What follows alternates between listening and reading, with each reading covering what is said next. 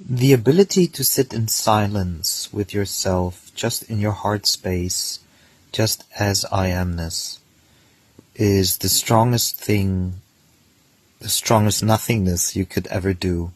It's the most powerful therapy. It's the essence of who you are.